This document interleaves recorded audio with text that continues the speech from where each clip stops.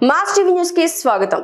శ్రీ సత్యసాయి జిల్లా పెనుకొండ నియోజకవర్గం గోరంట్ల మండలంలో పుడగుండ్లపల్లి పంచాయతీలోని బూచేపల్లి, పి కొత్తపల్లి, పుడగుండ్లపల్లి, గుంతపల్లి గ్రామాలలో ఎన్నికల ప్రచారం నిర్వహించిన పెనుకొండ నియోజకవర్గ ఎమ్మెల్యే అభ్యర్థి సవితమ్మ. ఈ సందర్భంగా సవితమ్మ మాట్లాడుతూ ఈసారి జరిగే సార్వత్రిక ఎన్నికలలో పర్మనెంట్ అడ్రస్ లేని మంత్రి ఉషశ్రీకి ఓటు వేస్తే ప్రజల అడ్రస్ గల్లంతు చేయటం ఖాయమని ఉమ్మడి ఎమ్మెల్యే అభ్యర్థి సవితమ్మ అన్నారు.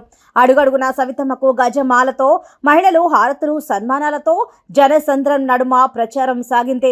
ఈ సందర్భంగా ఎమ్మెల్యే అభ్యర్థి సవితమ్మ మాట్లాడుతూ నాడు కర్ణాటక నుంచి ఆంధ్రాకు వలస వచ్చి ఇక్కడైనా ఒకచోట పర్మనెంట్ గా ఉన్నారా అంటే అది కూడా లేదు. రాయదుర్గం, కళ్యాణదుర్గం అవినీతి, అక్రమాలు, భూ కబ్జాలు, అక్రమ కేసులు పెట్టడం చాలవని ప్రశాంతంగా ఉన్న పెనుకొండలో కాలు మోపి అక్కడ అనకొండగా పేరుగాంచిన ఈమె పెనుకొండలో తిమింగలం అవతారం ఎత్తడం ఖాయం.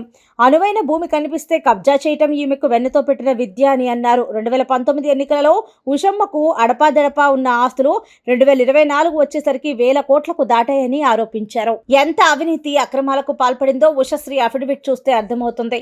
నేను పుట్టింది పెరిగిందే, ప్రజలకు సేవ చేసింది ఇక్కడే.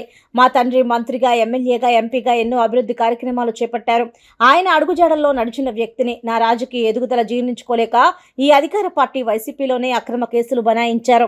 ఎవరు అవినీతి అనకొండలో ఈ రాష్ట్ర ప్రజానికానికి తెలుసని ఉషశ్రీ ప్రత్యేకంగా చెప్పనక్కర్లేదని సవితమ్మ అన్నారు. ఇప్పటికే ఉషశ్రీ అవినీతి అక్రమాలు ఏ ఇంటికి వెళ్ళినా మాట తడబడకుండా ప్రజలు చెబుతారని అన్నారు. అదే సైబేరియన్ పక్షులకు వేసవిలో వచ్చేందుకు ఓ అడ్రస్ ఉందని, ఈ తిమింగలానికి ఎక్కడ అనువైన సంపద ఉందో అదే ఆమె అడ్రస్ అని.